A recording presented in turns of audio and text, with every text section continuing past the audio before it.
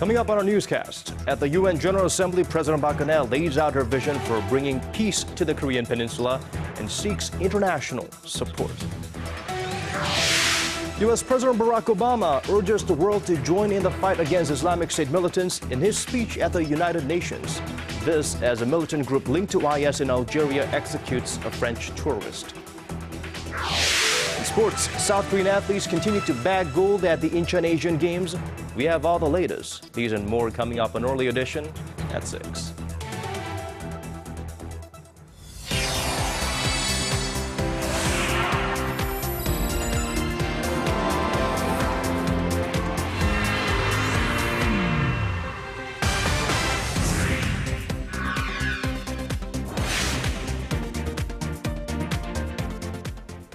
It's 6 p.m. on Thursday, September 25th here in Korea. Live from Seoul, I'm Laah Hyun-kyung. And I'm Daniel Choy. Thank you for joining us.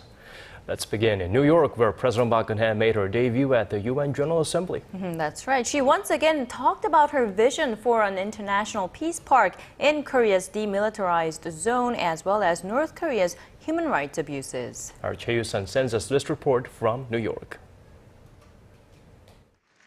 While urging Pyongyang to lay down its nuclear arms and to start looking after its people's livelihood, President Park also asked the world leaders for their cooperation in first tearing down non-political barriers between the two Koreas. In particular, she talked about her earlier proposal to build a peace park in the peninsula's demilitarized zone. UN 주도하에 남북한, 미국, 중국 등 전쟁 당사자들이 참여하여 국제적인 규범과 가치를 존중하며 공원을 만든다면 그것은 한반도 긴장 완화와 평화 통일의 시금석이 될 것입니다. The president then brought attention to human rights abuses inside North Korea. 또한 국제사회는 탈북민의 인권 문제에도 관심을 기울여야 합니다. 탈북민들이 자유의사에 따라 목적지를 선택할 수 있도록 UN 해당 기구와 관련 국가들이 필요한 지원을 제공해야 합니다. The Korean president also called past and present wartime sex abuse on women a serious rights issue thought to be an implicit reference to Japan's former enslavement of Korean women. She then promoted her envisioned trust-building process in Northeast Asia amid tensions over historical and territorial differences.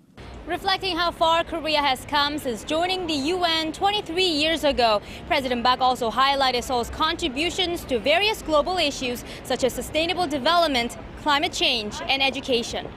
Choi You-sun, Arirang News, New York. And topping the most pressing issues around the world at this year's UN Assembly was the threat of Islamic State militants. U.S. President Barack Obama called for a globally united response to destroy what he describes as a network of death. Hwang Ji-hye has more.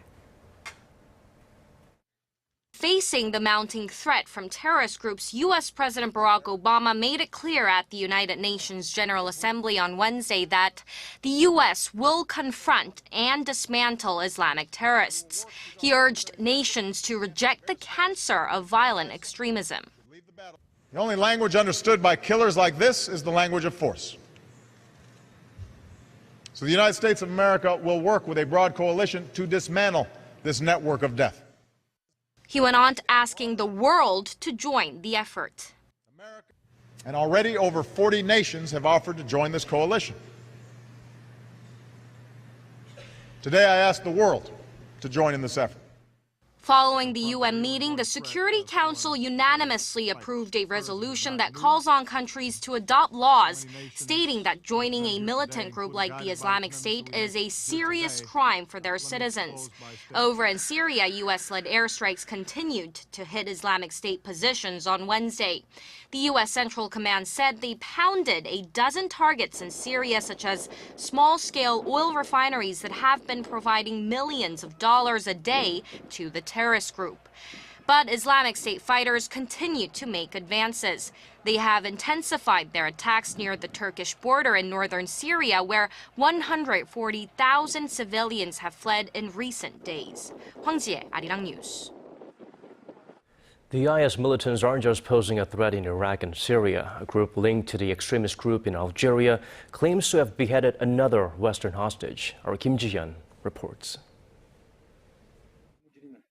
It has been confirmed that French tourist Hervé Gourdel has been executed by a group in Algeria linked to the Islamic State forces. Gourdel was kidnapped earlier this week by fighters of the Jun al-Khilafa, or soldiers of the Caliphate, who threatened to kill him if France did not end its campaign against IS militants in Iraq.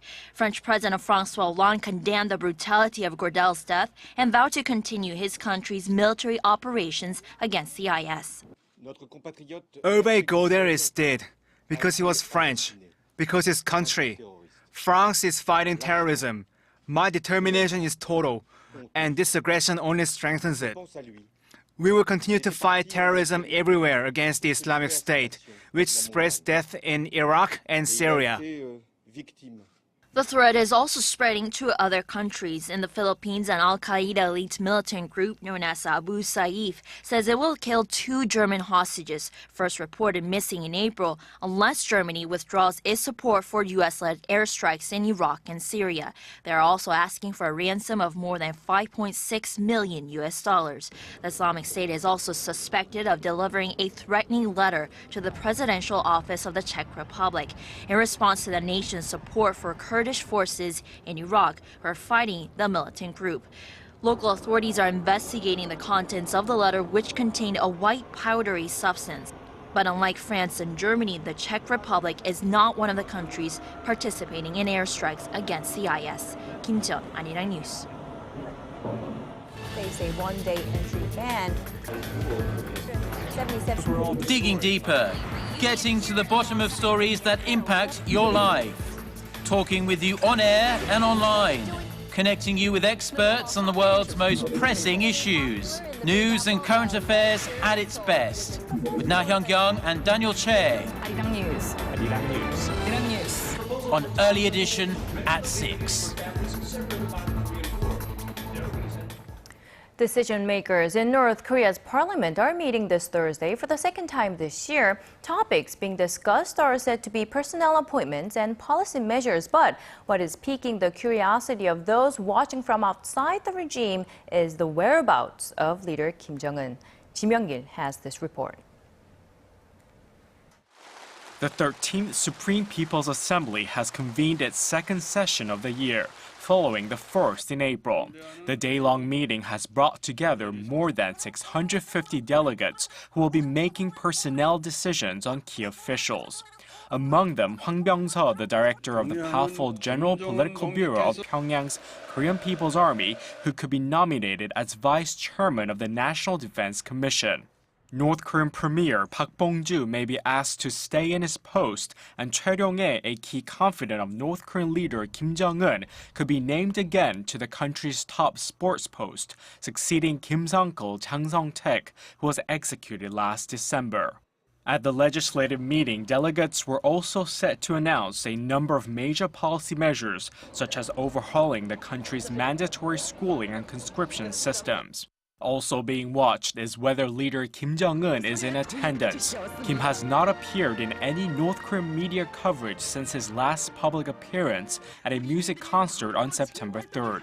Speculation about possible health problems has surfaced, as he has been seen walking with a limp in recent news reports released by state media. Ji Myung-gil, Arirang News. More than a month has passed since Seoul proposed holding high-level talks with Pyongyang over pending inter-Korean issues.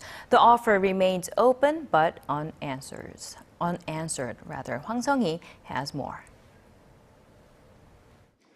Speaking at a forum in Seoul on Thursday, South Korea's top policymaker for inter-Korean affairs had a message for North Korea.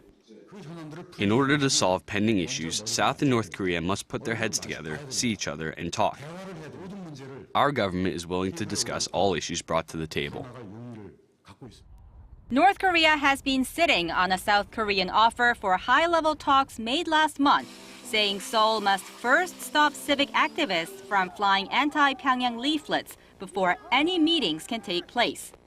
Unification Minister Ryu Gil-jae also noted the importance of international cooperation in preparing for reunification. He said more economic projects like the Najin-Hasan Railway project with the two Koreas and Russia are under consideration. We think a five-way project involving the two Koreas, China, Russia, and Japan is also possible. Touching upon President Park Geun-hye's speech at the United Nations, Ryu also promised efforts to improve the dire human rights situation in North Korea and to expand humanitarian aid. But with no concrete progress made in inter-Korean relations so far, some are calling Ryu's plans unrealistic. Hwang Sang-hee, Arirang News. Shifting gears to a different story, preserving and promoting world peace is the primary mission of the United Nations. ASEAN member countries play a big role in those efforts. And this week, representatives have converged on the Korean port city of Incheon to make sure they're cooperating to the best of their abilities. Our Kim Hyun-bin has this story. The three-day ASEAN Defense Ministers Plus meeting enters its last day on Friday, with ministers and defense representatives from 18 nations across the Asia-Pacific taking part. They have come to enhance cooperation in United Nations peacekeeping efforts around the globe. Our goal here is to kind of show other fellow Asian countries about what we've been doing and what we have accomplished in the past, and also to learn from them as well. I mean, there are countries with, say, Indonesia, the US, and other countries who have expertise in this field. This is one of 6 ASEAN defense conferences this year. Each one has a specific focus, with this week's being on peacekeeping. To get a better understanding of Korea's peacekeeping strategies, the group visited Korea's International Peace Corps on Thursday. And the purpose was, from our side, to come and provide an update on the current trends, challenges, and priorities in UN peacekeeping operations around the world. We were also willing to provide a few updates on current challenges in our field missions. Korea is known for its defense capabilities among ASEAN member nations. Since 1993, Korea has been an active participant in UN peacekeeping operations around the globe. Over that time, a total of 17 countries and over 12,000 troops have been deployed to different corners of the world, including Iraq and Somalia. On Friday, defense representatives from each country will discuss ways to increase cooperation by sharing strategic information to enhance peacekeeping operations on foreign soil. Kim Hyun-bin, Arirang News. And the top diplomats from Korea and Japan will meet in New York on Thursday on the sidelines of the UN General Assembly. Korean Foreign Minister Yoon Byung-se and his Japanese counterpart Fumio Kishida are expected to discuss long-standing historical and territorial differences and the security situation on the Korean peninsula. The two last met on the sidelines of the ASEAN Regional Forum in August. The talks come after Japanese Prime Minister Shinzo Abe sent a written request to hold summit talks with President Park Geun-hye. Korea will likely reiterate that Japan must show sincerity over Tokyo's wartime sexual enslavement of Korean women before talks can take place.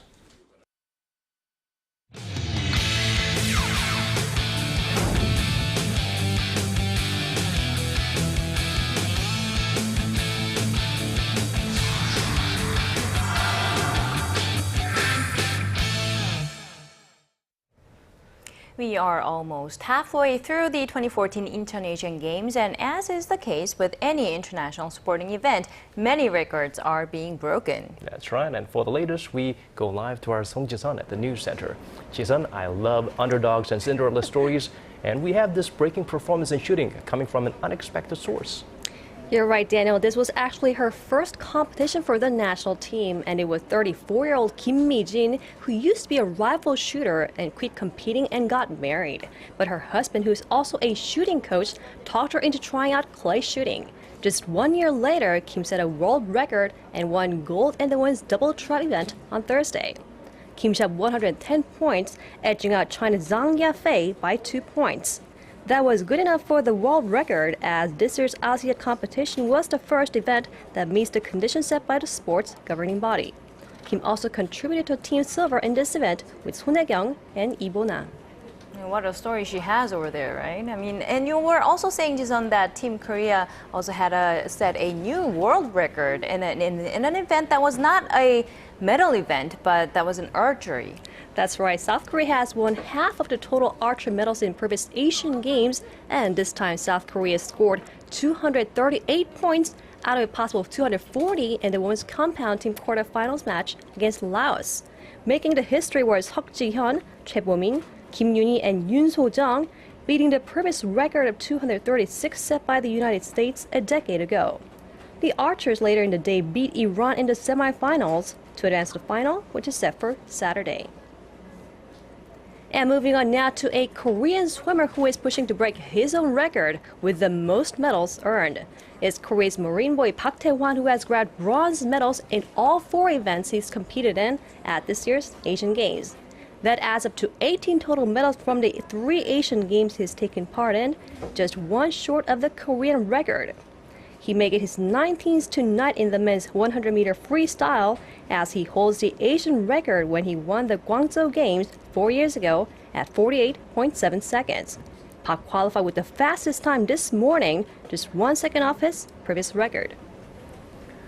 Well, Ji-sun, we do need a cooler nickname for Park Tae-hwan other than Marine Boy, like Motor Bum, I hope. Well, this will be the first gold medal at the Incheon Asian Games if he wins it. What about the other events we can look forward to tonight, Ji-sun? I think you should pay more attention now because most of the medal events or the finals, they do take place in the evening after 6 p.m. here Korea time, as the preliminaries, they take place during the day. And Park, as we mentioned, has a great chance of winning his first gold in the 100-meter freestyle final, as he was the only swimmer that qualified to the final with a sub-50-second time.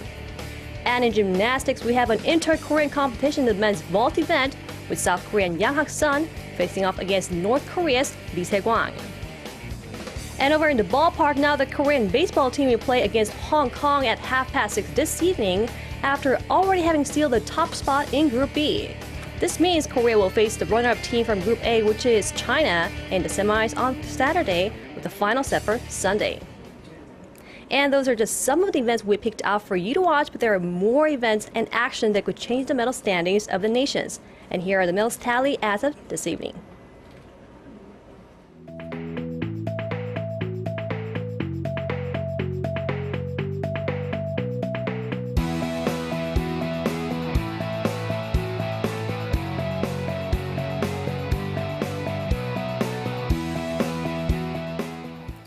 Let's shift gears to some business news. The effects of falling share prices of the nation's 2 pillar companies are apparently showing in the Korean stock market. But share prices of companies other than those 2 are said to be on the rise. Our Connie Kim has more.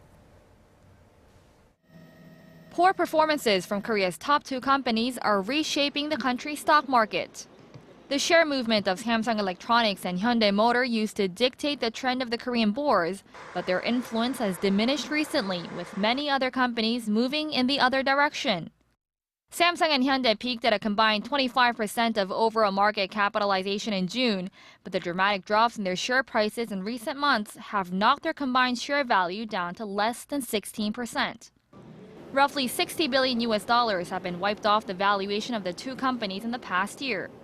In contrast, companies specializing in communications, textiles, apparel, banking, and other financial sectors have seen their prices go up by more than 20% in less than 3 months.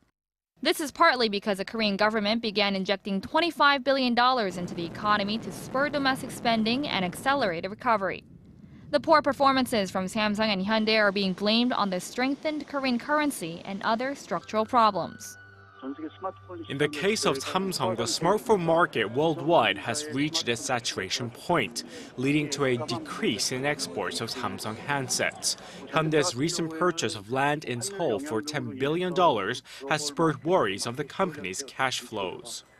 Many component makers in the auto and electronics industries have seen their shares drop by more than 10% over the past 3 months. Connie Kim, Arirang News. Korea's individual debt-to-GDP ratio has come in at the highest in Asia. That's according to insurance group Allianz Global Wealth Report. Korea's ratio stood at 93% last year, much higher than the average of around 65% in the 53 countries surveyed.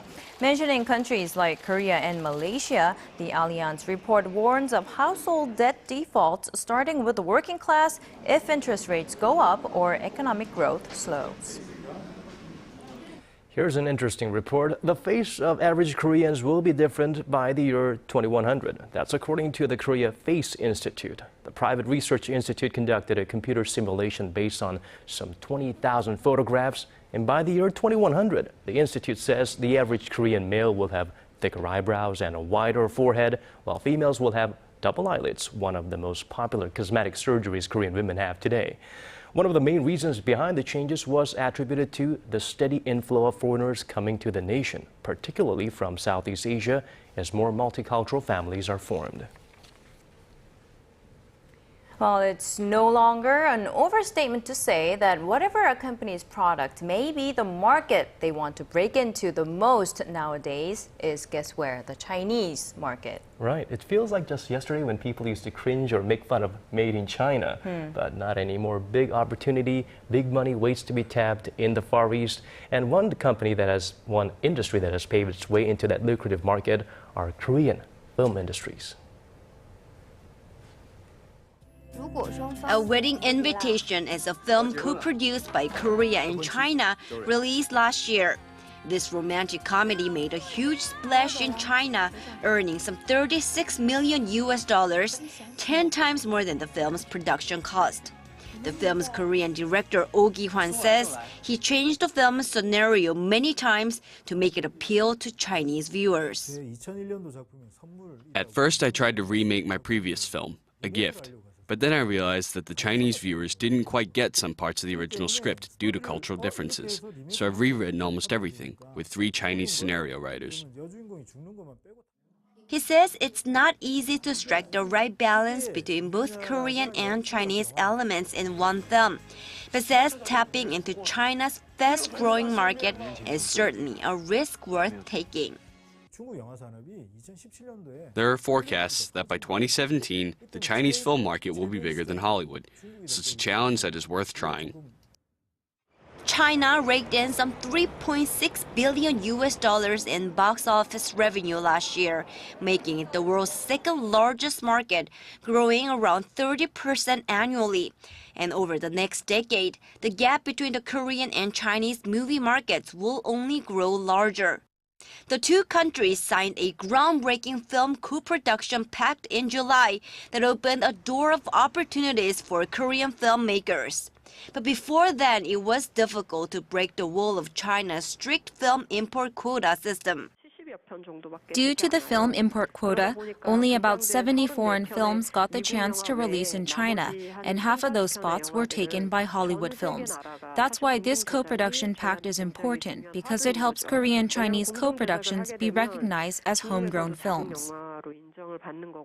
Another encouraging development for film creators from both countries is a joint investment fund worth nearly $200 million, which will be set up next year for co-production projects.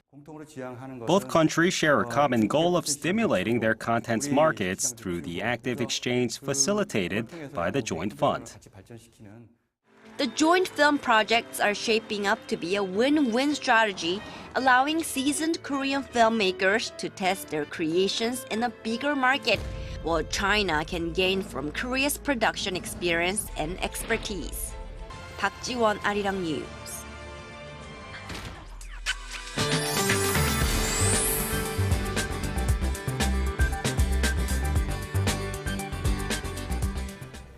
Time to check out the latest weather updates. So we turn to our Michelle Park at the Weather Center. Michelle?